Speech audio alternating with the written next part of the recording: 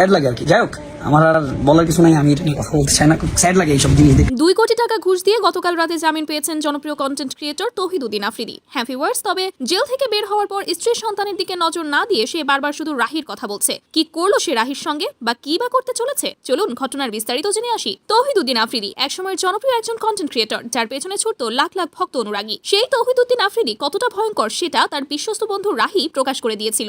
আর রাহির জবানবন্দিতেই আফ্রিদি তার নানু বাড়িতে গ্রেফতার হয়েছিলেন গত 1.5 বছর আগে। তারপর দীর্ঘ 1.5 বছর কারাবরণ করার পর গতকাল সে জামিনে মুক্তি পায়। প্রেগনেন্ট স্ত্রীকে রেখে জেল থেকে মুক্তি পেয়ে তৌহিদুদ্দিন আফ্রিদি সর্বপ্রথম তার সন্তানকে কোলে নেয়। তবে তার শারীরিক অবস্থায় এ সময় বেশ কিছু পরিবর্তন লক্ষণীয় ছিল। দেখা গিয়েছিল তার গাল ভর্তি দাড়ি রয়েছে, দেখে মনে হচ্ছিল যেন সৌদির কোনো শেখ হবে। তবে সে নিজ পায়ে দাঁড়াতে পারছিল না, হুইল চেয়ারে করে তার চলাচল করতে হচ্ছিল, এবং হুইল চেয়ারে করেই সে সরাসরি হাসপাতালে চলে যায় গতকাল রাতে। সেখানে কিছু প্রাথমিক ট্রিটমেন্ট নেন এবং জানতে পারে তার একটা বড় ধরনের অপারেশন করতে হবে। তার বিশ্বস্ত সহকারীর মাধ্যমে জানা যায় তৌহিদুদ্দিন আফ্রিদির কোমর এবং হাঁটুতে প্রচন্ড রিমান্ডের কারণে সে ব্যথা পেয়েছে, তাই সহজে সে দাঁড়াতে পারছে না। তবে হাসপাতালে থাকা অবস্থাতেই নিজের সন্তানকে কোলে নিয়েই সে বারবার রাহির কথা জিজ্ঞেস করতে থাকে। সে রাহির সঙ্গে দেখা করতে চায়। তবে জেল থেকে মুক্তি পেয়ে রাহির সঙ্গেই কি তবে বোঝাপড়া করতে চলেছে সে? কি করতে চলেছে তাকে? সে কি কখনো ক্ষমা করতে পারবে রাহিকে, নাকি এর উচিত জবাব দিবে, গুম করবে, খুন করবে? এখনো কিছুই বোঝা যাচ্ছে না। তো দর্শক, এখন দেখার বিষয় তৌহিদুদ্দিন আফ্রিদি আবারও আগের রূপে ফিরে আসে, নাকি কারাগারের শিক্ষা নিয়ে সে বাকি জীবনটা অন্যভাবে পরিচালনা করে। রাহিকে সে ক্ষমা করে কিনা, কিংবা